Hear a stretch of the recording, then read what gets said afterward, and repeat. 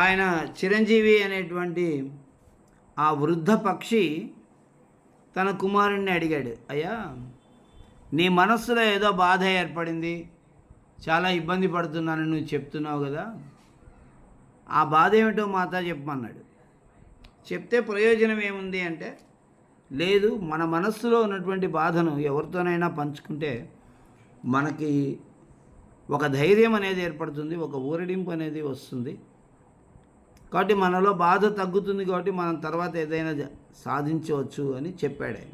చెప్పినప్పుడు అతడు చెప్పడం మొదలుపెట్టాడు. ఉత్తర దిక్కున శైవాల ఘోషో నామ పర్వత, శైవాల ఘోషం అనేటువంటి ఒక పర్వతం ఉంది. ఆ పర్వతానికి సమీపంలో పలాస నగరం అస్తి, పలాస నగరం అనేటువంటి ఒక నగరం ఉంది. ఈ శైవాల ఘోషంలో బకాసురుడు అనేటువంటి ఒక రాక్షసుడు నివాసం ఉంటున్నాడు. ఈ బకాసురుడు సమీపంలో ఈ పలాస నగరం ఉంది కాబట్టి అతను మాటిమాటికి నగరం మీద పడి కనిపించిన వాడిని కనిపించినట్టు తినేసేవాడు. యథేచ్ఛం సమ్ముఖాగతం మానుషం స్త్రియం బాలకాధికం పర్వతం నీత్వా భక్షయతి. ఎదురుగా వచ్చేసిన వాడు అతను పురుషుడా స్త్రీనా బాలుడా వృద్ధుడా ఏమీ చూడకుండా కనిపించిన వాడిని కనిపించినట్టు పట్టుకొని పర్వతానికి ఎత్తుకుపోయి అక్కడ కూర్చొని అతన్ని తినేసేవాడు. ఈ నగరవాసులు ఏం చేశారంటే ఆయనకి ఒక విన్నపం చేశారు. భో బకాసురా త్వం యథేచ్ఛం సమ్ముఖపతితం ఎంకమేవం మా భక్షయ. ఎదురుగా వచ్చినటువంటి వాడిని ఇలా ఎవరినో ఒకరిని నువ్వు తినేసేయడం అనేది చేయవద్దు. మేము నీకు ప్రతిదినం ఆహారార్థం, ప్రతిరోజు ఆహారం కోసం ఒక మనిషిని పంపిస్తాము అని చెప్తే అతడు ఒప్పుకున్నాడు. ఆ తర్వాత ఇంటి వరుసలని ప్రకారం వరుసగా ఉన్నటువంటి ఇళ్ళ నుండి ఒక్కొక్క రోజు ఒక్కొక్కరిని ఆహారంగా పంపిస్తున్నారు కూడా. ఈరోజు ఏం జరిగిందంటే, గత జన్మలో నాకు ఆప్తమిత్రుడైనటువంటి ఒకానొక బ్రాహ్మణుడి యొక్క వంతు వచ్చింది. అయితే ఆ బ్రాహ్మణునికి ఒకే ఒక్క కుమారుడు ఉన్నాడు. ఇప్పుడు ఏమైంది, తస్య ఏక ఏవ పుత్ర, అతనికి ఒక్కడే కుమారుడు. పుత్రం దదాతి చేత్ సంతతిచ్ఛేద భవిష్యతి. పుత్రుణ్ణి ఇచ్చాడనుకో రాక్షసుడికి, సంతతిచ్ఛేద సంతాన నాశనం అయిపోతుంది, తర్వాత వంశోద్ధరణం అనేది ఉండదు. ఆత్మానం ప్రయచ్చతి చేత్ భార్య విధవా భవిష్యతి వైధవ్యం పునర్మహద్దుఃఖం. తనను తాను సమర్పణ చేసుకుంటే భార్య విధవా భవిష్యతి, భార్య విధవ అవుతుంది. వైధవ్యం అనేది అసాధారణమైన దుఃఖం, మహద్దుఃఖం. చూసారా, ఇక్కడ మహత్ దుఃఖం అని ఉంది. నిన్న నేను చెప్పాను అక్కడ మహాదుఃఖం అని ఉంటే అక్కడ అలా ఉండకూడదు అని. అక్కడ సమాసం జరగదు, రెండు పదాల మధ్య నాకు తెలిసి సమాసం అనేది జరగదు, కాబట్టి మహద్దుఃఖం అనే ఉండాలి. పత్నీం దాస్యామి చేత్ ఆశ్రమ భ్రంశ భవతి. పోని భార్యని రాక్షసుడికి ఇద్దామా అని అంటే ఆశ్రమభంగ, గృహస్థాశ్రమం కదా, గృహస్థాశ్రమంలో భార్యని పిల్లల్ని వాళ్ళని రక్షించుకోవాలి ఈ గృహస్థుడు అనేటువంటి వాడు. అలాంటిది రక్షించవలసినటువంటి భార్యని రాక్షసుడు భక్షించడానికి ఎలా ఇవ్వగలడు? ఇతను ఇవ్వలేడు. ఇలాంటి ఒక సంకటమైన పరిస్థితి ఆ బ్రాహ్మణునికి వచ్చింది. తేషాం దుఃఖేన అహం మహాదుఃఖీ. వాళ్ళ యొక్క దుఃఖాన్ని చూసి నేను చాలా దుఃఖపడుతున్నాను. ఇది మహద్దుఃఖ కారణం, ఇది మమ మహద్దుఃఖ కారణం. ఇది నాకు కలిగినటువంటి పెద్ద దుఃఖానికి కారణము. స్నేహితుడు దుఃఖంలో ఉన్నారని నేను దుఃఖిస్తున్నాను అని చెప్పాడు. చెప్పినప్పుడు తద్వచనం శ్రుత్వా తత్రత్యై పక్షిభిః భణితం అహో అయమేవ సుహృత్ యః సుహృదః దుఃఖేన స్వయం దుఃఖీ భవతి ఏతదేవ మిత్రత్వం ఉక్తంచ. వాళ్ళు అన్నారు తద్వచనం శ్రుత్వా, ఈ మాటలన్నీ విని తత్రత్యై పక్షిభిః, అక్కడ ఉన్నటువంటి పక్షులందరూ అంటున్నారు ఆహో అయమేవ సుహృత్, ఇతడే స్నేహితుడు. అంటే ఇతడే స్నేహితుడు. ఎందుకంటే సుహృద దుఃఖేన, తన స్నేహితుడికి ఏర్పడినటువంటి దుఃఖాన్ని చూసి తాను కూడా దుఃఖీ భవతి, దుఃఖము కలవాడవుతున్నాడు. స్నేహితుని దుఃఖాన్ని చూసి ఇతడు దుఃఖపడుతున్నాడు. అది కదా స్నేహం అంటే, మిత్రత్వం నామ. మిత్రత్వం అంటే అదే కదా. ఈ విధంగా వాళ్ళు ఇతన్ని పొగుడుతూ ఉన్నారు. పైగా అతడు ఈ జన్మలో మిత్రుడు కాదు, ఎప్పుడో గత జన్మలో మిత్రుడు. గత జన్మలో మిత్రుడైనటువంటి వాని,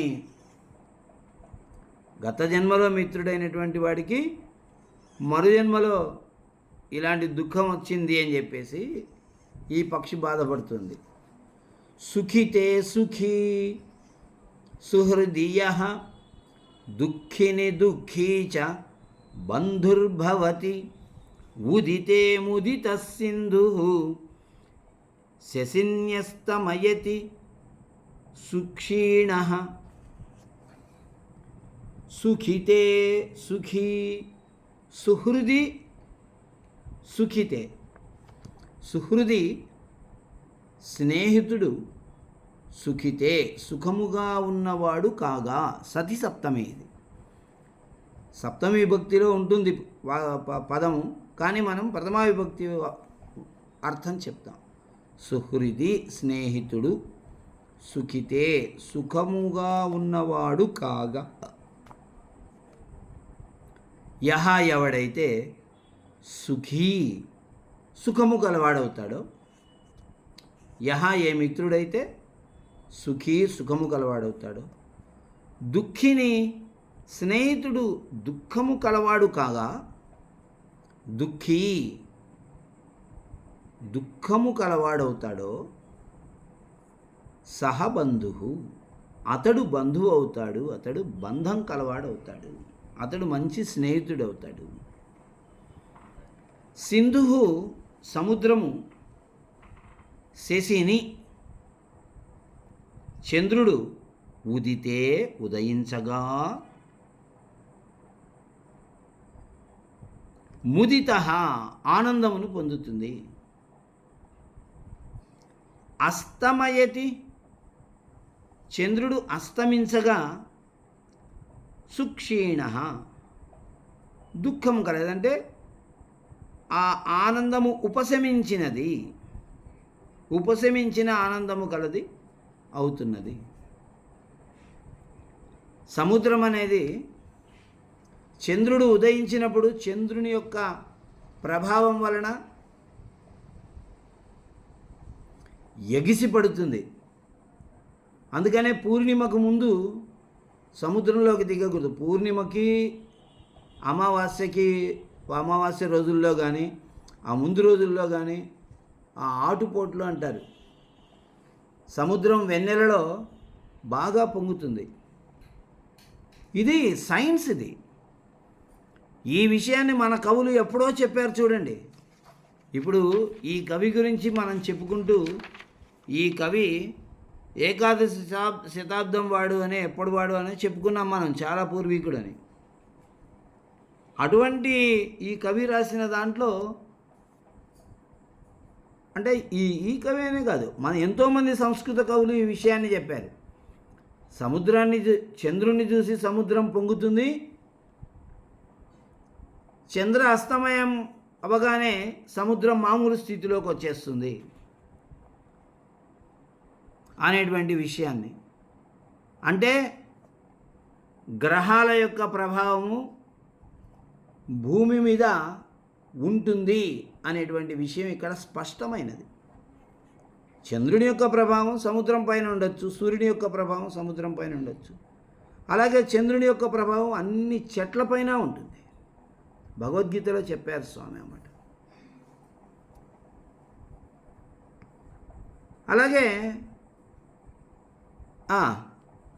ఇలాంటి వైజ్ఞానికమైనటువంటి అంశాలని మనం మధ్యలో విద్యార్థులకు గుర్తు చేస్తూ, అందుకోసం మనం సంస్కృతం చదవాలని చెప్పాలి.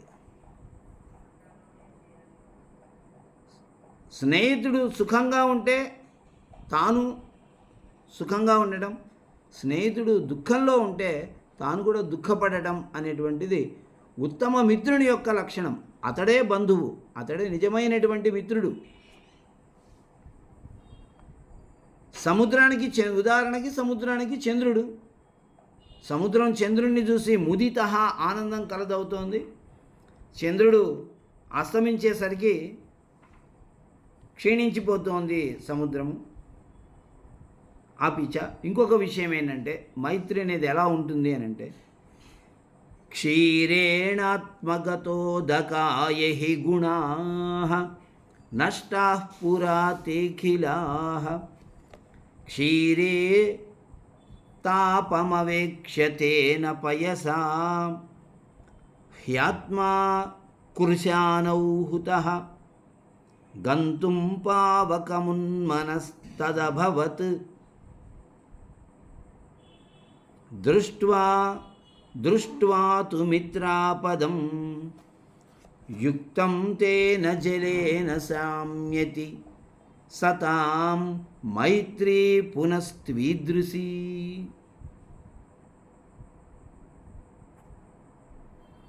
ఇక్కడ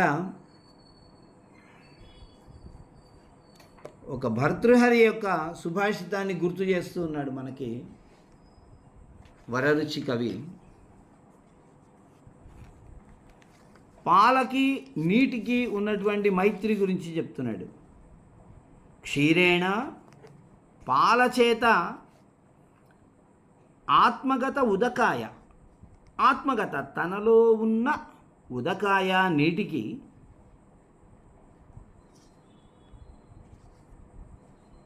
గుణాః పురా ముందు తే ప్రసిద్ధాః అఖిలాః, పూర్వము ప్రసిద్ధాః తే అఖిలాః, ఆ గుణములన్నీ దత్తాః ఇస్తుంది. పాలచేత తన యందున్న నీటికి తన గుణములన్నీ ఇవ్వబడ్డాయి అని చెప్తూ ఉన్నాడు ఇక్కడ. తర్వాత క్షీరోత్తాపం అపేక్ష, పాలు కాగుటను చూసి, పాలు వేడెక్కుటను చూసి సంతాపమును, క్షీరము యొక్క సంతాపమును చూసి, అవేక్ష చూసి, తేన పయస ఆ క్షీరము లోపల కలిసి ఉన్నటువంటి ఆ నీటి చేత స్వాత్మ తన శరీరము కృశానౌ అగ్నియందు హుతః హవనము చేయబడినది, అగ్నియందు సమర్పించబడినది. కృశానౌ అనేది వృత్తం చేయండి దాన్ని, అక్కడ కు ఉంది, కొమ్ము ఉంది, దాన్ని వృత్తం చేయండి. కుశానౌ హుతః, నీరు తనని అగ్ని యందు సమర్పించుకుంది. తర్వాత ఏం జరిగింది? తత్తు ఆ పాలును మిత్రాపదం, మిత్రుని యొక్క ఆపద, అరే ఈ నీరు నా కోసం సమర్పించుకుందే అగ్నిలో అనే అనుకొని మిత్రుని యొక్క ఆపదను దృష్ట్వా చూసి, పావకం అగ్నిని గురించి, పావకం మూడో పంక్తిలో రెండో పదం, అగ్నిని గురించి గంతుం మూడో పదంలో ఒకటో పదం. గంతుం వెళ్ళడానికి, ఉన్మనః ఉన్మనః ఉద్యుక్తుడు, పావకమున్మనః ఉద్యుక్తుడు కాగా, ఉద్యుక్తుడు అభవత్ అయ్యను. తద్భవత్ ఉంది, తదభవత్, అది తద్భవత్ కాదు, తదభవత్. అప్పుడు ఉద్యుక్తుడయ్యాడు. ఉద్యుక్తుడు ఎవరు? క్షీరం, పాలు.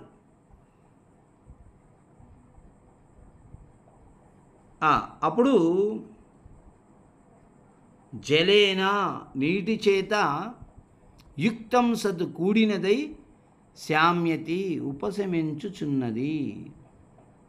మైత్రీ స్నేహము ఈదృశి ఇటువంటిది కదా. మైత్రి పునస్త్వీదృశి. సతాం మైత్రి, సజ్జనుల యొక్క మైత్రి స్నేహము ఈదృశి ఇటువంటిది కదా. ఇక్కడ ఒక సైన్స్ చెప్తున్నాడు మళ్ళీ. ఏమిటది అని అంటే, పాలు ఉన్నాయండి, చిక్కటి పాలు. ఒక గేదె నుండో ఆవు నుండో ఎక్కడో పితికాడు, బాగుంది. అలా పితికినటువంటి పాలను అతను ఏం చేస్తున్నాడు? నీళ్లు పోసి కల్తీ చేస్తున్నాడు. ఆ పాలల్లోకి నీళ్లు పోసాడు. నీళ్లు పోస్తే లీటర్ పాలు కాస్త లీటర్న్నర 2 లీటర్లో అతను పోసిన నీళ్లు అవుతున్నాయి, ఎక్కువ అవుతున్నాయి. దాన్ని అమ్ముకుంటాడు. అయితే పాలు చూసారా ఎలాంటి గుణం గలవో? తనలోకి చేరినటువంటి నీటికి తన గుణాలను ఇచ్చేస్తుంది. పాలల్లో ఏమి గుణం ఉంది? తెల్లటి తెలుపు ఉంది, తెల్లటి వర్ణము అనేటువంటి తెల్లని గుణం ఉంది. ఈ నీళ్లకు అలాంటి తెలుపు లేదు.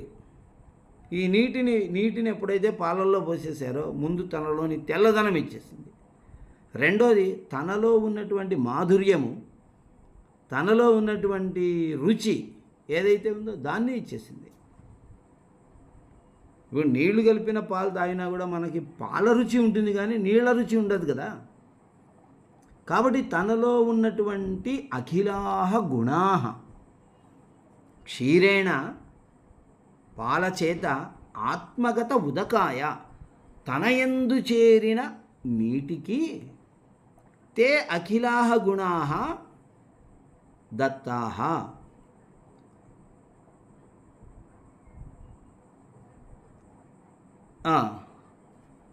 నష్టాహ అని ఉందండి ఇక్కడ. అక్కడ నష్టాహ కాదు, దత్తాహ. మొదటి పాదంలో నష్టాహ అనేటువంటి పదాన్ని తీసేసి దత్తాహ అనే పదాన్ని పెట్టుకోండి. దత్తాహ ఇవ్వబడినవి. పాలు తనయందు చేరిన నీటి కొరకు తనయందు ఉన్నటువంటి గుణములన్నింటినీ పాలచేత ఇవ్వబడినవి. తృతీయ ఉంది క్షీరేణ అని. తర్వాత ఏం జరిగింది? పాలను తీసుకున్న వాళ్ళు పాలు ఇంట్లో పెట్టుకుంటారా? పాలను తీసుకెళ్ళి చక్కగా పొయ్యి మీద పెట్టి కాస్తారు. కాచినప్పుడు అప్పుడు క్షీరే తాపం అవేక్ష, ఆ క్షీరే పాలయందు తాపం వేడిని అవేక్ష చూసి, తేన పయస ఆ నీటి చేత. పయస్ అనేటువంటి పదానికి 2 అర్థాలు ఉన్నాయండి. ఒకటి నీరు అని, ఒకటి పాలు అని అర్థం ఉంది. ఇక్కడ నీరు 2వ పంక్తిలో. తేన పయస ఆ నీటి చేత ఆత్మ తన శరీరము కృశానవు అగ్నియందు హుతః సమర్పించబడినది. పాలను మనం బాగా వేడి చేసామనుకోండి, ఏమవుతుంది అనంటే, ఆ పాలల్లో కలిపినటువంటి నీళ్లు ఉన్నాయి చూసారా, అవన్నీ ఆవిరైపోతాయి. మనం పాలని ఎంత ఎక్కువగా కాస్తామో పాలలో ఉన్నటువంటి నీరు అంత బాగా ఆవిరైపోతాయి, పాలు మాత్రమే మిగులుతాయి చివరికి. ఆ మాటే ఇక్కడ చెప్తూ ఉన్నాడు. కానీ ఏమని చెప్తున్నాడంటే, నీరు ఏమనుకుందంటే, అయ్యో నాకు నాకు నాకు లేనటువంటి తీయదనము, నాకు లేనటువంటి మంచి రుచి, నాకు లేనటువంటి తెల్లని అందమైనటువంటి శరీరము, ఇవన్నీ ఇచ్చినటువంటి ఈ పాలకి ఎంత కష్టం వచ్చింది, పాలను వేడి చేస్తున్నారు, వేడెక్కుతూ ఉన్నాయి ఇవి అని చెప్పేసి తనను అగ్నికి సమర్పించుకుందట. కృశానౌ అగ్ని యందు హుతహ సమర్పించుకున్నది.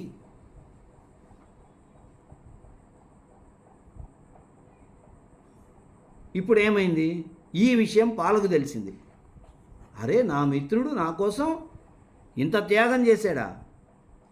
పావకం ఉన్మనః మిత్రాపదం దృష్ట్వా, 3వ పాదంలో చివరి పాదం, మిత్రాపదం దృష్ట్వా, తన మిత్రునికి కలిగినటువంటి ఆపదను చూసి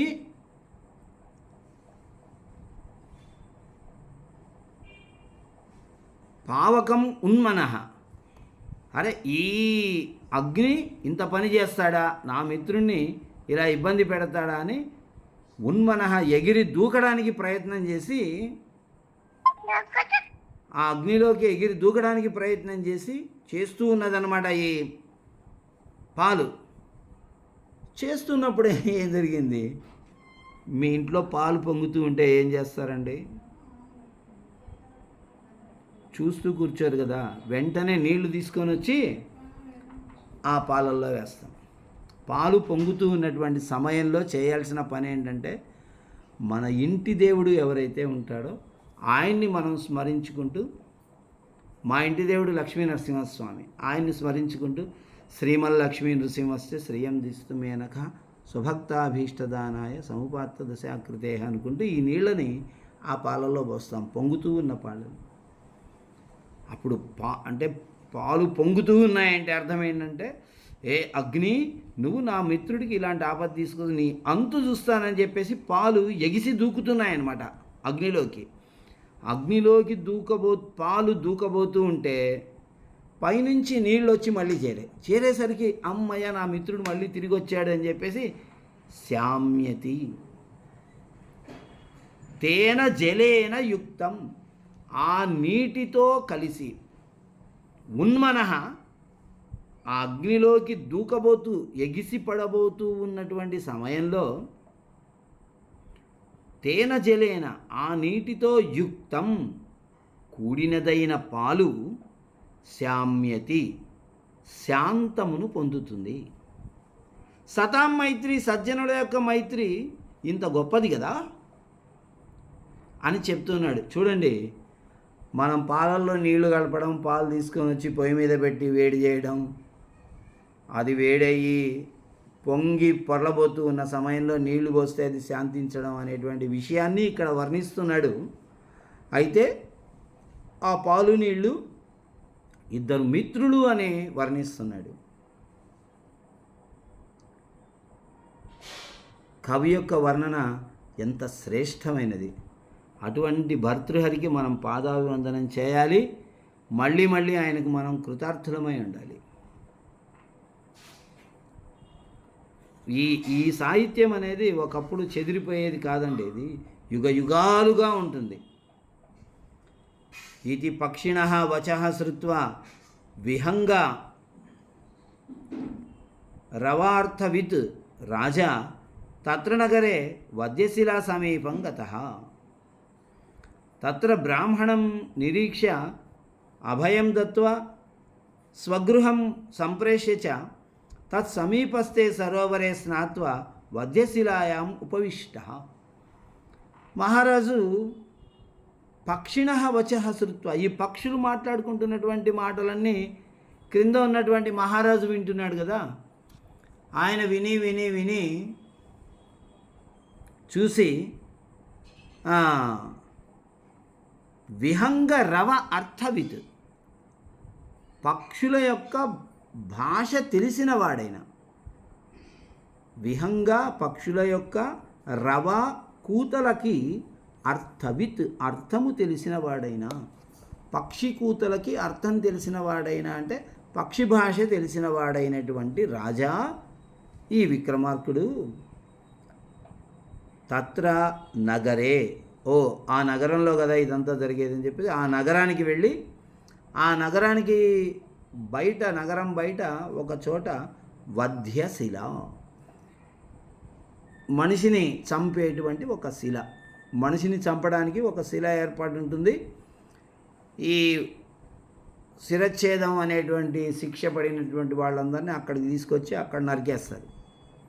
ఆ వధ్యశిల దగ్గర ఈయన కూర్చొని ఉన్నాడు, వెళ్ళిపోయి వధ్యశిల సమీపానికి వెళ్ళాడు. వెళ్ళి తత్రస్థం బ్రాహ్మణం నిరీక్ష, అక్కడ ఒక బ్రాహ్మణుడు కూర్చొని ఉన్నాడు. ఈ పక్షి చెప్పింది కదా నా బ్రాహ్మణునికి, నా మిత్రుడికి ఇలాంటి ఆపద వచ్చిందని. ఆ బ్రాహ్మణుణ్ణి అభయం దత్వ, నాయన నీకేం పర్వాలేదు, నీ ప్రాణాలకు ఏమీ ఇబ్బంది లేదు, నువ్వు హాయిగా ఇంటికి వెళ్ళిపోవని స్వగృహం సంప్రేష్య, అభయం ఇచ్చి అతని గృహానికి ఆయన్ని పంపించి ఈయనేం చేశాడు, సమీపస్థే సరోవరే, దగ్గరలో ఉన్నటువంటి సరోవరంలో స్నానం చేసి వెళ్ళి వధ్యశిల మీద కూర్చున్నాడు. వధ్యశిలాయాం ఉపవిష్ట, వధ్యశిల పైన కూర్చున్నాడు. తస్మిన్ సమయే, ఆ సమయంలో రాక్షస సమాగత్య ప్రహసిత వదనం పురుషం దృష్ట్వా విస్మిత తం వదతి. తస్మిన్ సమయే, ఆ సమయంలో రాక్షస సమాగత్య, రాక్షసుడు అక్కడికి వచ్చి ప్రహసిత వదనం పురుషం, నవ్వు ముఖంతో కూడుకొని ఉన్నటువంటి పురుషుని చూసి విస్మిత, ఆశ్చర్యపోయిన వాడై తం వదతి, అతనితో అంటున్నాడు.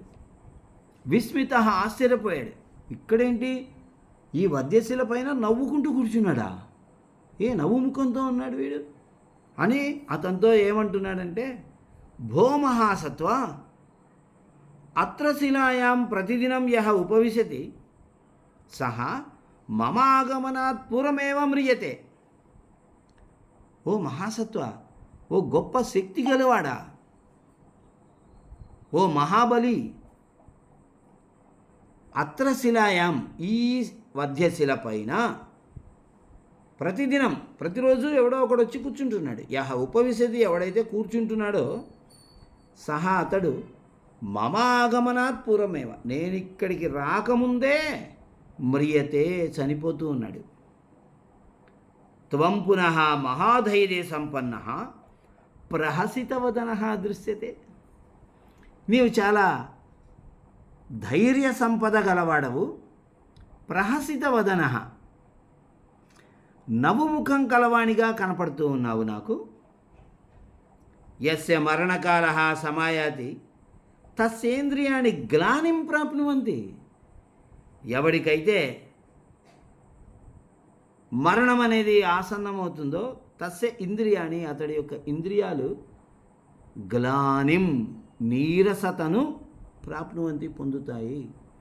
ఇంద్రియాలన్నీ నీరసించిపోతాయి. కళ్ళు, ముక్కు, చెవులు, వీటన్నిటికీ ఏమీ అర్థం కాదు. ఇక త్వరలో మరణం ఉంది అని అంటే ఏది పనిచేయదు. వాటన్నిటిలో కూడా తేజస్సు అంతా నాశనం అయిపోతుంది. అవన్నీ నీరసించిపోయి పనికి రాకుండా అయిపోతాయి.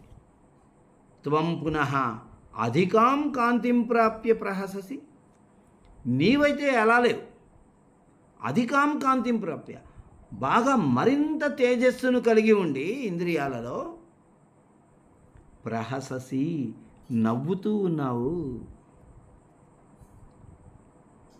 తరిహి కథయ కో భవాన్, అయితే చెప్పు మరి, ఎవరు నీవు? వధ్యశిల పైన కూర్చొని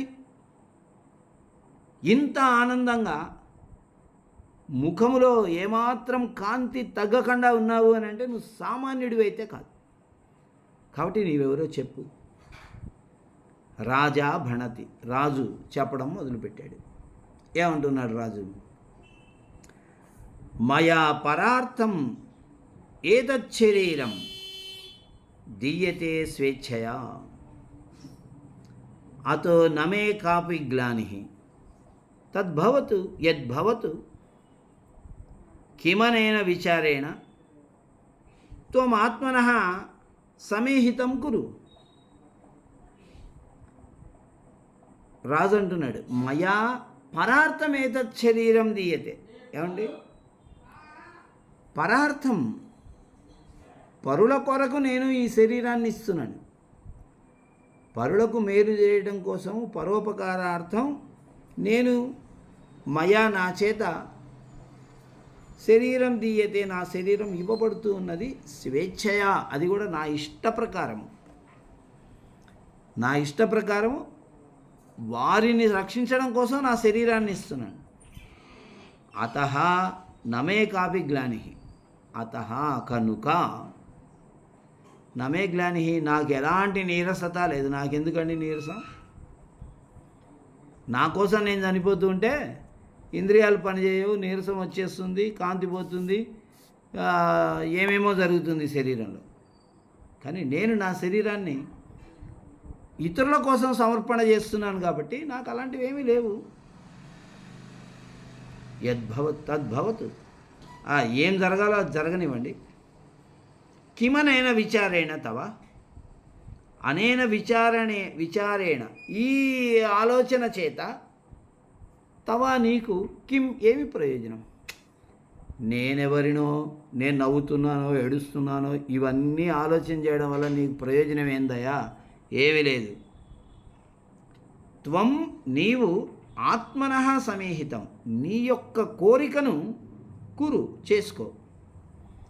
నీ మనస్సులో ఏమి కోరిక ఉందో దాని ప్రకారం నువ్వు ప్రవర్తించు. నువ్వు నన్ను ఇలా తినాలనుకుంటే ఇలా, అలా తినాలనుకుంటే అలా, ఏదో ఉంటుంది కదా నువ్వు తినేటువంటి పద్ధతి, దాని ప్రకారం నీ కోరిక ఏదో తీర్చుకో.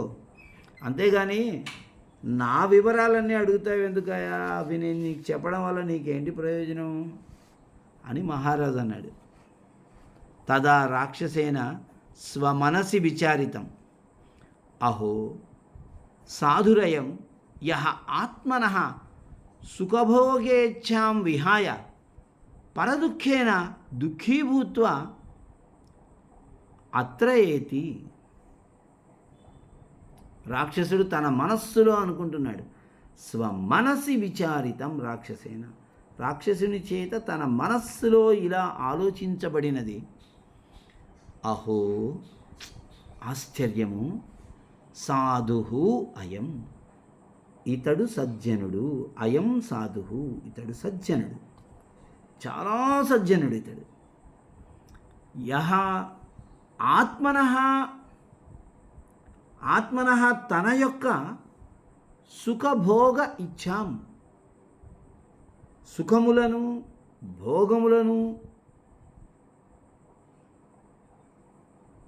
కోరికలను విహాయ, తనకు సుఖం కలగాలి, తనకు భోగము కలగాలి అనేటువంటి కోరికను విహాయ వదిలేసి, పరదుఃఖేన ఇతరులకు కలిగినటువంటి దుఃఖము చేత దుఃఖీభూత్వ, దుఃఖము కలవాడయి అత్ర ఏతి, ఇక్కడికి వచ్చాడు.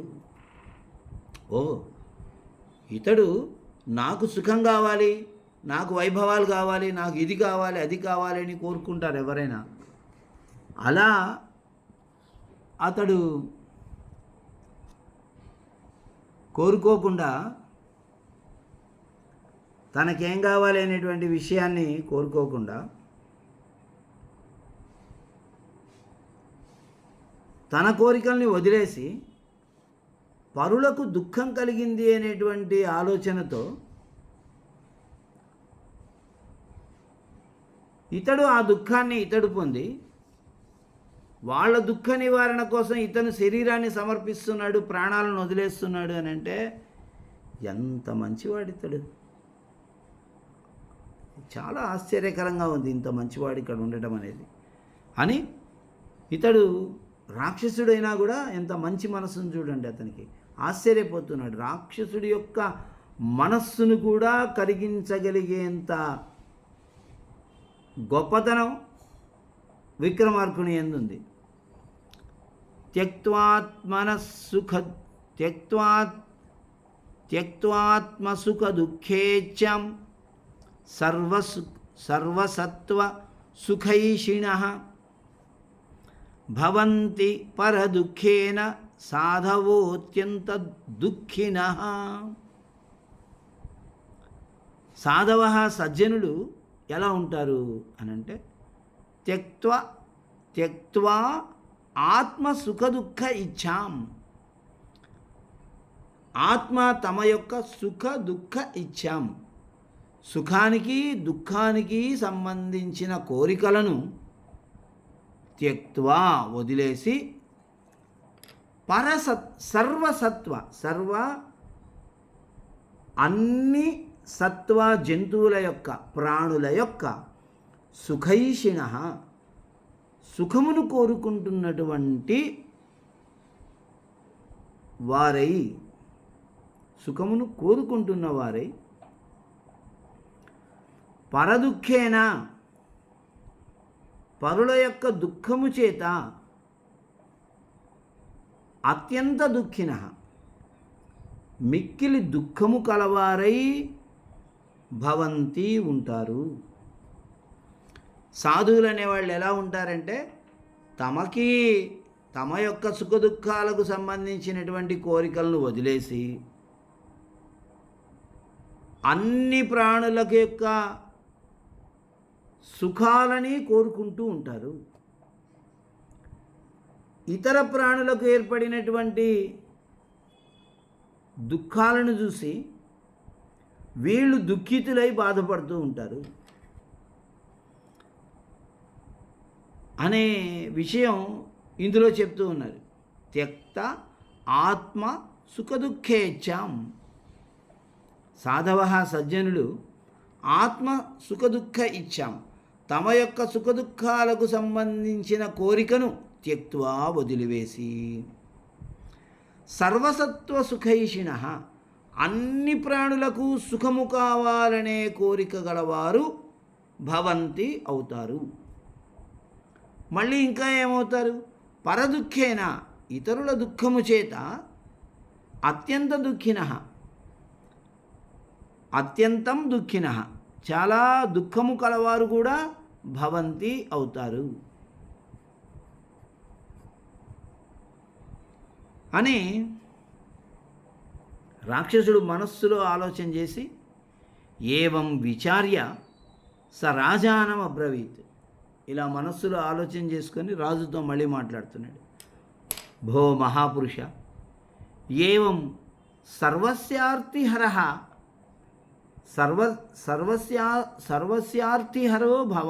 సర్వస్యార్తిహరో గురుః యతః త్వం విశ్వస్యార్తిం పరిహరసి పరార్థం శరీరం ప్రయచ్చతః తవైవ ఏతచ్చరీరం శ్లాఘ్యం.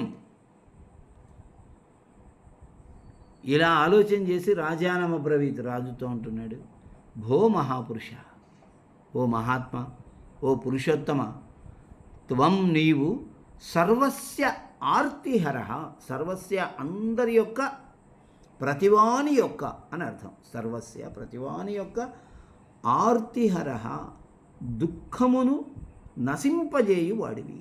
ఆర్తిహర ఆర్తి దుఃఖమును హరహ నశింపజేయు వాడివి. కాబట్టి గురుహు శ్రేష్ఠుడవు, నీవు పూజనీయుడవు.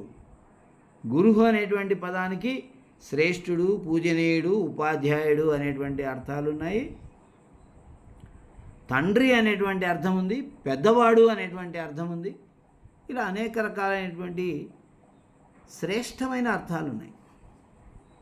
కాబట్టి నీవు సర్వస్యార్తిహర అందరికీ బాధలను పోగొట్టేటువంటి గురువు నీవు. ఎందుకంటే విశ్వస్యార్తిం పరిహరసి, విశ్వస్య ప్రపంచము యొక్క దుఃఖాన్ని పోగొడుతున్నావు. ఒక్కరి యొక్క దుఃఖాన్ని కాదు. పరార్థం శరీరం ప్రయచ్చత, పరార్థం ఇతరుల కోసం నీ శరీరాన్ని ప్రాణాలను ప్రయచ్చత ఇస్తున్నవాడవైన తవా నీ యొక్క ఏతచ్చరీరం ఈ శరీరం ఏదైతే ఉందో అది శ్లాఘ్యం పొగడదగినది. ఇతరుల కోసము నీవు ప్రాణత్యాగం చేయడానికి, ఈ శరీర త్యాగం చేయడానికి వచ్చి వధ్యశిల పైన కూర్చొని నవ్వుతూ కానివయ్యా నీ కోరికను తీర్చుకోవయ్యా, ఆనందంగా తిను అని నువ్వు నన్ను అంటూ ఉన్నావే, అటువంటి ఉన్నతమైనటువంటి స్వభావం కలిగినటువంటి నీ శరీరము ఎంత శ్రేష్టమైనదయ్యా, ఎంతో పొగడదగినది నీ శరీరము.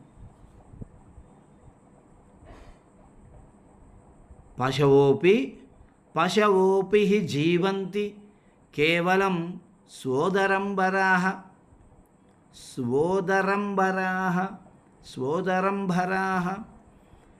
తస్యైవ జీవితం శ్లాఘ్యం యః పరార్థే జీవంతి. పశువులు కూడా జీవిస్తాయి. ఎందుకని? కేవలం ఉదరంభరాః తమ యొక్క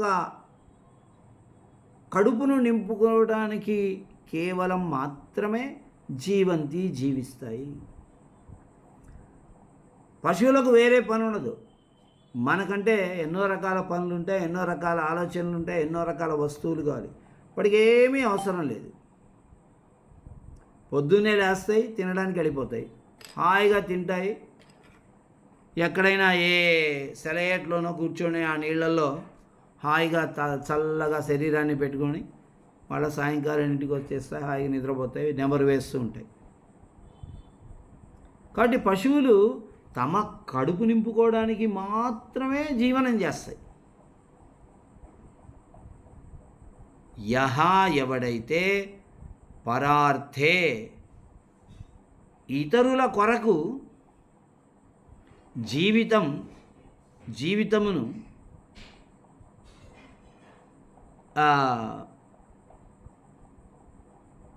ఇతరుల కొరకు పరార్థే జీవతి, ఎవడైతే పరుల కొరకు జీవిస్తాడో తస్యైవ జీవితం, అతని యొక్క జీవితము మాత్రమే శ్లాఘ్యం, పొగడదగినది. పరోపకారము చేయడం కోసము ఎవడైతే సమర్పణ చేస్తాడో అతని జీవితము పొగడదగినది, శ్రేష్టమైనది, శ్లాఘనీయమైనది. ఇప్పుడు ఇక్కడ మహారాజు ఏం చేస్తున్నాడు? తన శరీరాన్ని సమర్పణ చేస్తున్నాడు, ప్రాణాలని. కాబట్టి ఎంత శ్రేష్టమైన విషయం అండి ఇది. అటువంటి నీలాంటి మహాత్ములు ఎవరైతే ఉన్నారో వాళ్ళ యొక్క జీవితం అనేది పొగడదగినది. ఇక మిగతా వాళ్ళు అంటారా? మిగతా వాళ్ళందరూ జీవిస్తారు, పశువులు జీవిస్తాయి. పశువులు వాటి కడుపు నింపుకోవడానికి జీవిస్తాయి, కానీ మనందరికీ లోకోపకారం చేయడానికి, పక్క వాళ్ళకు ఉపకారం చేయడానికి జీవించవు. ఎందుకంటే వాటికి ఆ విషయాలన్నీ తెలియవు పాపం. కాబట్టి ఎవరైతే పరోపకారం అనేటువంటి విషయాన్ని వదిలేసి జీవనం చేస్తారో వాళ్ళు పశువులు లాంటి వారనే విషయం ఇక్కడ తెలుస్తుంది. భవాదృశాం పరోపకారిణాం ఏతచ్చిత్రం నభవతి. ఇది నీలాంటి పరోపకారులకు ఆశ్చర్యమే కాదు. ఒకరి కోసం ప్రాణత్యాగం చేయడం అనేది నాలాంటి వాడికి ఆశ్చర్యంగా ఉంది, కానీ నీకు అది ఆశ్చర్యకరమైన విషయం కానే కాదు. చాలా సులభంగా వాడి బదులు నువ్వు వచ్చేసి కూర్చున్నావు. ఎవరు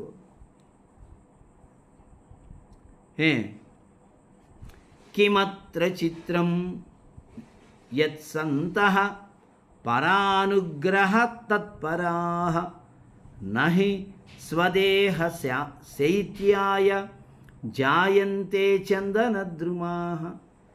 నహి స్వదేహ శైత్యాయ జాయంతే చందనద్రుమాః.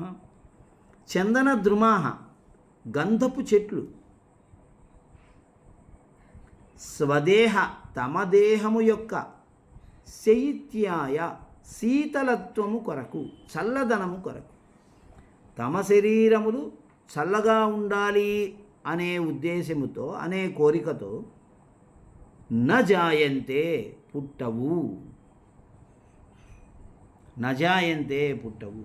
అదేవిధంగా సంతః సజ్జనులు పరానుగ్రహ తత్పరాః పరులకు పరులను అనుగ్రహించడము అనే తత్పరాహ ఆలోచన కలిగిన వారై జాయంతే జన్మిస్తారు. కిమత్ర చిత్రం, ఇక్కడ ఆశ్చర్యం ఏమున్నది? పరులను అనుగ్రహించుటయందే ఆలోచన కలవారై సజ్జనులు జన్మిస్తారు. సంతః జాయంతే, సజ్జనులు జన్మిస్తారు. ఇప్పుడు ఒక గంధం వృక్షం, చందన వృక్షం మనకి ఈ పేరంటాళ్ళల్లో పూజలలో అక్కడ ఏం చేస్తారంటే బాగా గంధం తీసి ఆ గంధం వచ్చిన వాళ్ళందరికీ ఇలా పూస్తూ ఉంటారు. ఎందుకు అలా పూస్తారు? గంధాన్ని పూసుకుంటే శరీరానికి చల్లదనం అనేది వస్తుంది. గంధము, అందులో పచ్చకర్పూరము వేసి బాగా దాన్ని అరగదీసి దాన్ని మనం హరిచందనం చ కలయన్, ఆ హరిచందనాన్ని మన శరీరానికి రాసుకుంటే ఈ ఎండాకాలంలో శరీరానికి కావలసినంత చల్లదనం ఏర్పడుతుంది. మరి ఆ గంధపు చెట్లు తమ శరీరాలకు చల్లదనం కావాలి అనే ఉద్దేశంతో మొలుస్తున్నాయా? కాదుగా.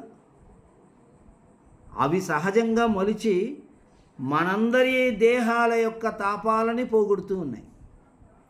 అది కదా సజ్జనుడు చేసేటువంటి పని. సజ్జనుడు కూడా ఇతరులను అనుగ్రహించడం అనేటువంటి విషయంలోనే, అనుగ్రహించేటువంటి ఆలోచనతోనే వాళ్ళు కూడా జన్మిస్తున్నారు అని మరొక విషయం చెప్పి ఇంకా ఏం చెప్తున్నాడంటే, భో మహాసత్వ అనేనైవ పరోపకారేణ త్వం సర్వాహ సంపద ప్రాప్నోషి. హే మహాసత్వ, ఓ గొప్ప బలం కలవాడా, లేదా ఓ మహామనిషి అని అర్థం. సత్వ అనేటువంటి పదానికి బలం అనేటువంటి అర్థము ఉంది, జంతువు అనే అర్థం ఉంది. జంతువు అంటే ప్రాణి అని అర్థం.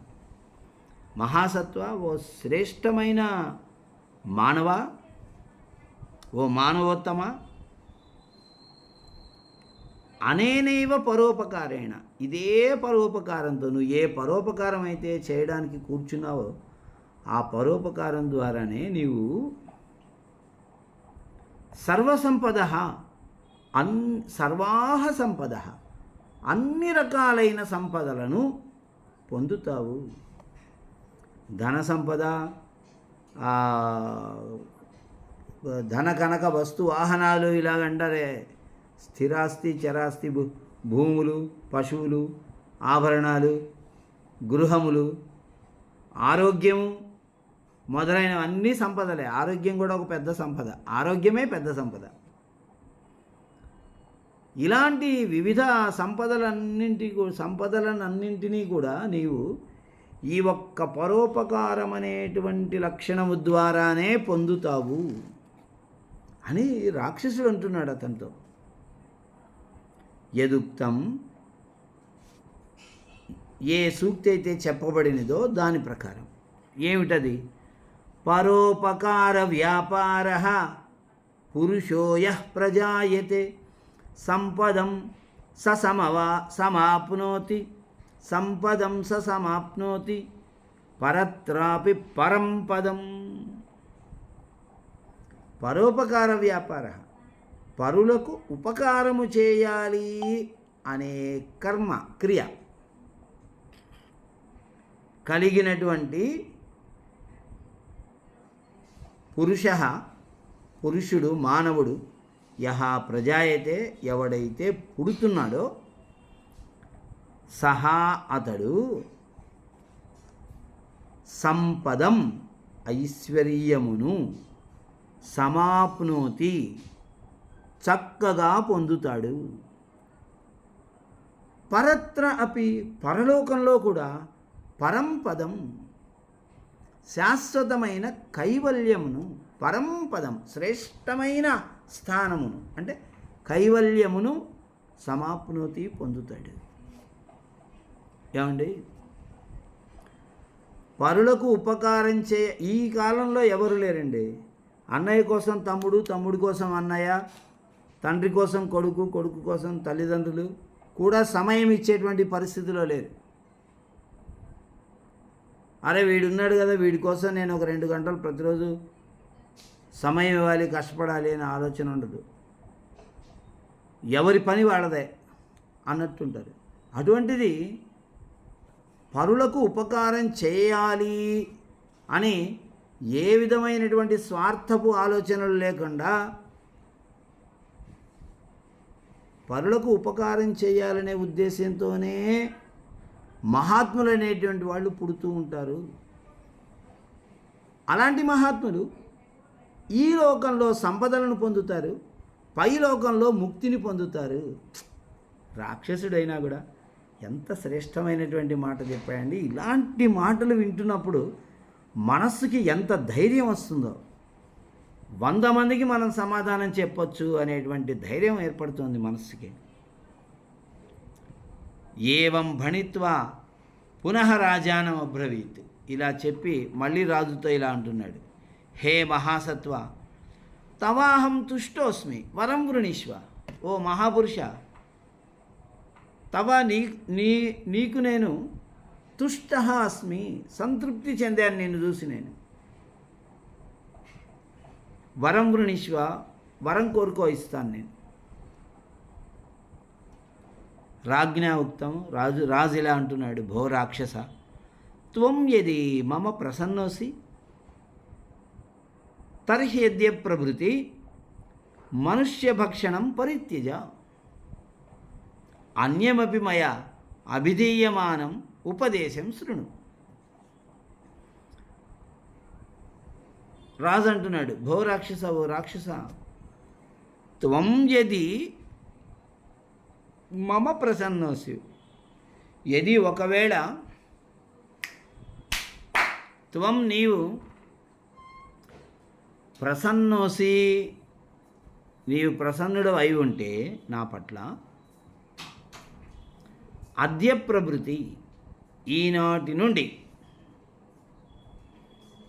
మనుష్యభక్షణం మానవులను తినడం పరిత్యజ వదిలేసేయి. అన్యమపి మరొక ఉపదేశం కూడా నేను చేస్తాను, మయా అభిధీయమానం, నా చేత చెప్పబడేటువంటి ఈ ఉపదేశాన్ని శృణు, విను. ఏమిటా ఉపదేశం?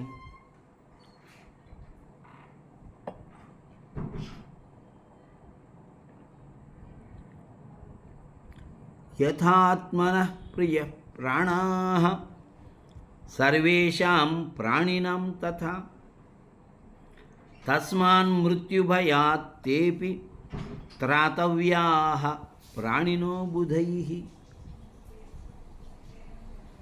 యథా ఏ విధముగా, ఆత్మనః నీ యొక్క, ప్రాణాః ప్రాణములు, ప్రియాః నీకు ఇష్టమైనవో, తథా ఆ విధంగా, సర్వేషాం ప్రాణినాం అన్ని ప్రాణులకు, ప్రాణాః ప్రియాః ప్రాణములు ప్రియమైనవే. తస్మాత్ కనుక, మృత్యుభయాత్ ఈ మరణము అనేటువంటి భయము నుండి, తేపి ప్రాణినః ఆ ప్రాణులు అన్నీ కూడా, బుధైః పండితులైన వారి చేత, త్రాతవ్యాః రక్షించబడదగినవి. ఏమండి, నీ ప్రాణాలు నీకు ఏ విధముగా ఇష్టమైనవో, అన్ని ప్రాణులకు కూడా ప్రాణములు ఇష్టమైనవే కదా. యథా ఆత్మనః ప్రాణాః ప్రియాః తథా సర్వేషాం ప్రాణినాం ప్రాణాః ప్రియాః అన్ని ప్రాణులకు ప్రాణాలు ఇష్టమైనవే.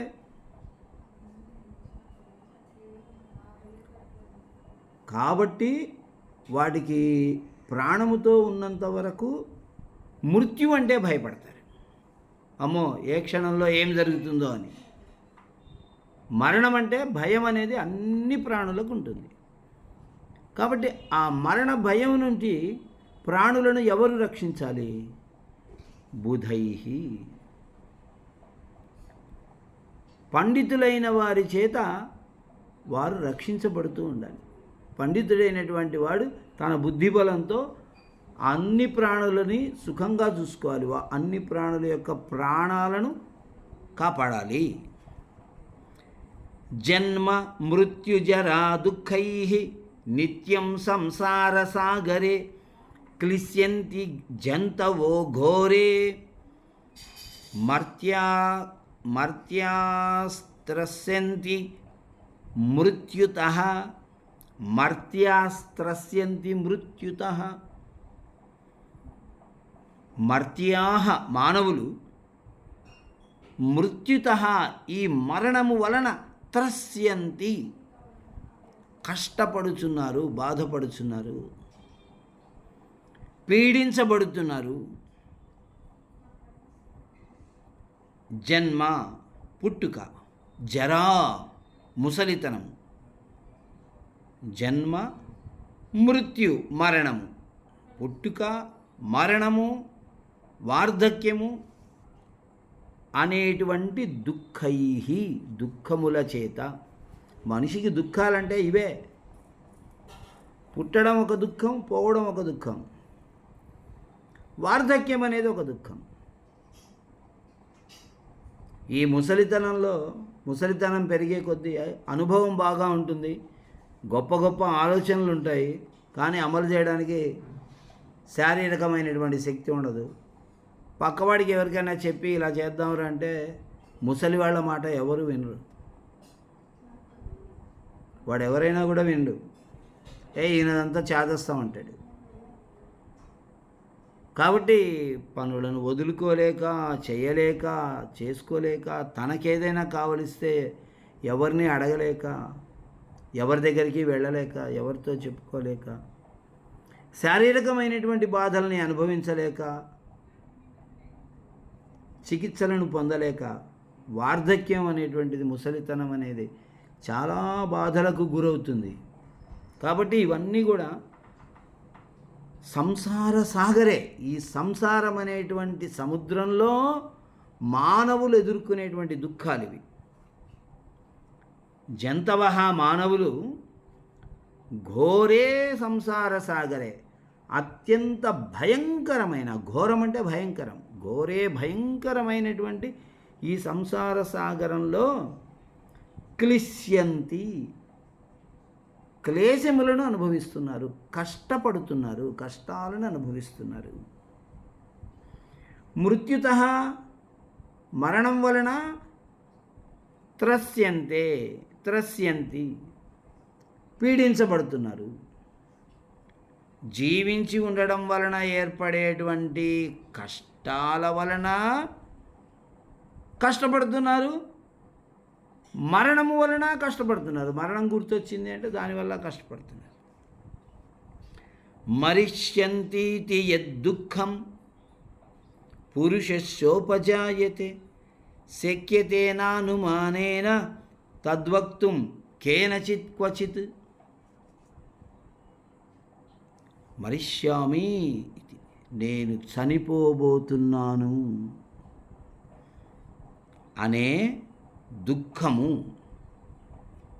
అనేటువంటి దుఃఖం, ఏ దుఃఖమైతే కలదో అది పురుషస్య ఉపజాయతే, ఒక మనిషికి ఉపజాయతే ఏర్పడుతుంది. ఉపజాయతే కలుగుతుంది, ఏర్పడుతుంది. ఒక మనిషికి తను ఎప్పుడు చనిపోతాడో తెలియదు. ఒకవేళ ఏదైనా జబ్బు చేసో ఏదన్నా జరిగో అతని శరీరం బాధపడుతుందంటే, నా శరీరం అంతా బాగా ఇదైపోయింది, క్షీణించిపోయింది, ఇక త్వరలో నేను ఒక 2-3 రోజులు కాకపోతే మరో వారం రోజుల్లో నేను పోతాను అనే విషయం తెలిసిందనుకోండి, తాను చనిపోతానని తెలిసిన వ్యక్తి యొక్క హృదయము ఎంత దుఃఖాన్ని అనుభవిస్తుంది అనేటువంటి విషయము అనుమానేన ఊహించడము ద్వారా, అనుమాన ప్రమాణము చేత తద్వక్తుము ఆ విషయాన్ని చెప్పడానికి క్వచిత్ ఎక్కడను, కేనచిత్ ఎవరి చేత కూడాను, నశక్యతే, సాధ్యమవదు. ఆ వ్యక్తి ఎంత బాధపడుతున్నాడు, ఆ వ్యక్తి ఎలా బాధపడుతున్నాడు అనేటువంటి విషయము ఎక్కడా చెప్పలేరు, ఎవ్వరూ చెప్పలేరు. పైగా అనుమాన ప్రమాణం చేత, పర్వతో వన్హిమాన్ ధూమవత్వాత లాంటి అనుమానం ద్వారా అక్కడ ధూమం ఉన్నది కనుక పర్వత వన్హిమాన్ అని మనం అనుమానం చేసి సాధన చేయొచ్చు. కానీ ఈ వ్యక్తి ఏమండి, పాము గరిస్తే ఎంత బాధ ఉంటుందో అంత బాధ ఉంటుందండి ఈయనకి. తేలు గరిస్తే ఎంత బాధ ఉంటుందో అంత బాధ ఉంటుందండి. దెబ్బ తగిలితే ఎంత బాధ ఉంటుందో అంత బాధ ఉంటుంది. పెళ్ళం కొడితే ఎంత బాధ ఉంటుందో అంత బాధ ఉంటుందండి అని ఊహించి చెప్పడం సాధ్యం కాదు. భాగవతంలోనూ ఎక్కడో ఒక చోట 100 తేళ్ళు కుడితే ఎంత కష్టం ఉంటుందో అంత కష్టం ఉంటుందని ఎక్కడో చెప్పారు మహాత్ములు. అలాంటి మహాత్ములు చెప్పాల్సిందే. కానీ సాధారణంగా ఒక వ్యక్తి ఈ మరణించబోయేటువంటి వాడికి కలిగేటువంటి దుఃఖం ఏ విధంగా ఉంటుంది, ఎంత ఉంటుంది అని అనుమాన ప్రమాణం చేత ఊహించడం ద్వారా ఎవ్వరూ చెప్పలేరు, ఎక్కడా చెప్పలేరు. అంటే ఊహాతీతమైనటువంటి, ఊహలకు కూడా అందనంత ఎక్కువ దుఃఖం కలుగుతుంది అతనికి అనే విషయాన్ని చెప్తూ ఉన్నాడు. తథాచ, ఇంకా ఏంటంటే, యథా భవేజ్జీవితమాత్మనః ప్రియం తథా పరేషామపి జీవితం ప్రియం, నిరీక్ష్యతే జీవితమాత్మనో యథా తథా పరేషామపి రక్ష జీవితం. యథా, ఏ విధంగానైతే, ఆత్మనః జీవితం, నీ యొక్క జీవితము, ప్రియం ఇష్టమైనది అవుతుందో, తథా ఆ విధంగా, పరేషాం అపి ఇతరులకు కూడా, జీవితం ప్రాణము బ్రతుకు అనేది ప్రియం ఇష్టమైనది. నీ జీవితం నీకు ఏ విధంగా ఇష్టమైనదో ఇతరుల జీవితం వాళ్ళకు ఇష్టమైనదే. ఆత్మనః జీవితం, యథా ఏ విధంగా అయితే ఆత్మనః నీ యొక్క జీవితమును నిరీక్షతే జాగ్రత్తగా పరిశీలించుకొనుచున్నావో, తథా రక్షించుకొనుచున్నావో, నిరీక్షతే రక్షించుకొనుచున్నావో, తథా ఆ విధముగా పరేషామపి జీవితం, ఇతరుల యొక్క జీవితమును కూడా రక్షించు. మళ్ళీ అదే మాటని ఇంకో రకంగా చెప్తున్నాడు. ఏమయ్యా, నీ ప్రాణాలు నీకు ఎలా ఇష్టమో అందరి ప్రాణాలు అందరికీ అలాగే ఇష్టం. నీ జీవితాన్ని నీవెలా రక్షించుకుంటున్నావో అలాగే ఇతరుల జీవితాన్ని కూడా నువ్వు రక్షించాలి. ఎవరి జీవితాన్ని వాడు రక్షించుకోవడానికి ప్రయత్నిస్తారనేది సహజమైన విషయం. కానీ పక్కవాడిని కూడా ఉపకారం చేయాలి అనేటువంటి ఆలోచన కలిగి ఉండడం మహాత్ములకు ఉండేటువంటి లక్షణము. రాజా ఇది నిరూపితః రాక్షసః తదా ప్రవృత్తి జీవమారణం తత్యాజ ఇది నిరూపితః, ఈ విధముగా ఉపదేశించబడిన వాడైన రాక్షసః రాక్షసుడు, నిరూపితః ఉపదేశించబడిన వాడైన రాక్షసః రాక్షసుడు, తదా ప్రభృతి ఆనాటి నుండి, అప్పటి నుండి, మారణం జీవులను చంపడం, తత్యాజ వదిలివేశాడు. రాజాచ స్వనగరీం ప్రత్యగాత్, రాజు కూడా తన నగరానికి వెళ్ళిపోయాడు. రాక్షసుడి యొక్క మనస్సుని కరిగించేశాడు రాజు. కాబట్టి రాజు అడిగినటువంటి మాటని రాక్షసుడు ఇచ్చాడు. రాజు ఏమని వరం కోరుకున్నాడు? ఏమయ్యా, నువ్వు నా పట్ల నిజంగానే అనుగ్రహం కలవాడవైతే వరం ఇస్తానని అంటున్నావు కదా, నాకేం వరాలొద్దు, నాకు బంగారం కావాలి, ఇది కావాలి, అది కావాలి, అట్లాంటి కోరికలు ఏమి లేవు, నేను నన్ను వదిలేసి తినకుండా ఇలాంటిది నేనేం అడగట్లేదు, నీవు ఇలా నరమాంస భక్షణ చేయడం అనేటువంటి దాన్ని వదిలేసే ఇకపైన అని అడిగితే ఈ రాక్షసుడు ఇలా ప్రాణులను చంపి తినడం అనేటువంటి విషయాన్నే వదిలేశాడు, ప్రాణులను చంపడమే వదిలేశాడు అనేటువంటి అంశాన్ని మన కథలో చెప్తున్నాడు చివరికి. ఇమాం కథాం కథయిత్వా పుత్తలిక భోజరాజం ప్రతి అబ్రవీత్. ఇమాం కథాం, ఈ కథను పుత్తలిక, ఆ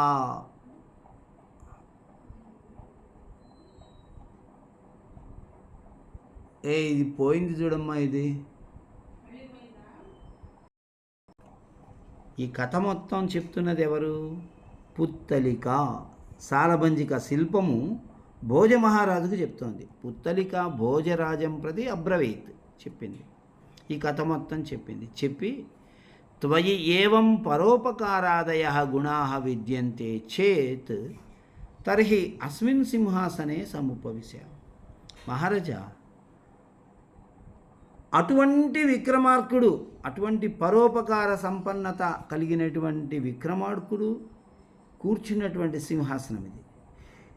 నీవు ఇప్పుడు కూర్చోబోతున్నావు కాబట్టి త్వయి, నీలో పరోపకారాదయ గుణా, అటువంటి పరోపకారము మొదలైనటువంటి సద్గుణాలు నీలో విద్యంతే చేత్, ఉండి ఉంటే అస్మిన్ సింహాసనే సముపవిశ, ఈ సింహాసనంలో నువ్వు కూర్చోగలవాడవు అని చెప్పింది. పుత్తలిక భోజమహారాజుకు కథ చెబుతూ ఉంది. ఆ కథలో పక్షి మరొక పక్షికి ఈ కథను చెబుతూ ఉంది. ఇప్పుడు ఆ కథ మొత్తం పూర్తయిపోయింది. ఇలా ఇప్పుడు పుత్తలిక అంటోంది, చూసావా మా భోజ మహారాజా,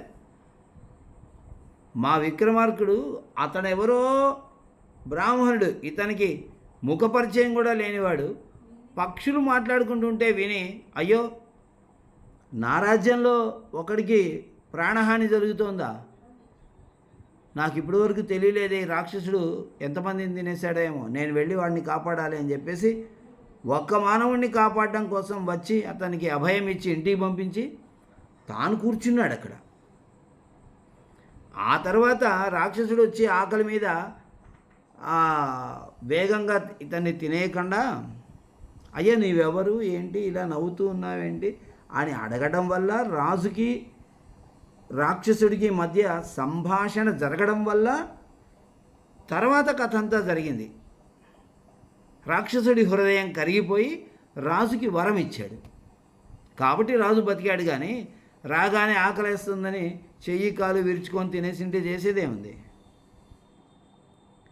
అంత పరోపకార బుద్ధి కలిగినటువంటి వాడు మా విక్రమార్క మహారాజు. నీలో అంత పరోపకార గుణాలు ఉంటే నీవు సింహాసనంలో కూర్చో. రాజా తూష్ణీం ఆసీత్, రాజు మౌనంగా ఉండిపోయాడు, ఏమీ చెప్పలేదు, ఏమీ చేయలేదు, ఊరకుండిపోయాడు అనేటువంటిది ఈ దయావీర విక్రమ.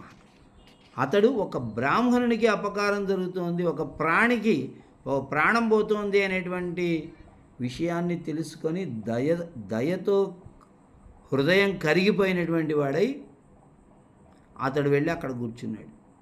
తన యొక్క దయ ద్వారా ఇక్కడ ధర్మాన్ని నిలబెట్టాడు. ఒక రాక్షసుడి యొక్క మనస్తత్వాన్ని, అలవాట్లని మార్చేశాడు. ఒక మాంసాహారి అయినటువంటి రాక్షసుడిని శాకాహారిగా మార్చాడు. అంతటి దయావంతుడు ఈ విక్రమార్కుడు కాబట్టే దయావీర విక్రమ అనేటువంటి నామకరణం చేశారు ఈ పాఠ్యభాగానికి. పక్షిణో వచః శ్రుత్వా రాజా కుత్రగత, పక్షుల యొక్క మాటలను విని రాజా ఎక్కడికి వెళ్ళాడు? నగరే వధ్యశిలా సమీపం గతః. నగరంలో ఉన్నటువంటి వధ్యశిల దగ్గరికి వెళ్ళాడు. బుధైః ప్రాణినః కస్మాత్ త్రాతవ్యాః మృత్యుభయాత్. పండితులైన వారి చేత ప్రాణులు దేని నుండి రక్షించదగినవి? మృత్యుభయము నుండి రక్షించదగినవి. చింతాతురాణం కిం నాస్తి. చింత చేత బాధపడుతున్నటువంటి వారికి ఏమీ లేదు. నా సుఖం నా నిద్ర, సుఖము నిద్ర అనే ఈ రెండును లేవు. పక్షిరాజస్య నామ కిం. పక్షిరాజస్య నామ చిరంజీవి. జ్ఞానమాత్ర ఫలా విద్య. పర్వత సమీపే స్థితస్య నగరస్య నామ కిం. పలాస నగరం. పర్వత సమీపే స్థితస్య నగరస్య నామ పలాస నగరం. ఇలా మనం ప్రశ్నలకి సమాధానాలు కూడా ఏర్పాటు చేసుకోవచ్చు మిత్రులారా. ఇక్కడ మనం ఈ కథాంశాన్ని పూర్తి చేసుకుందాం.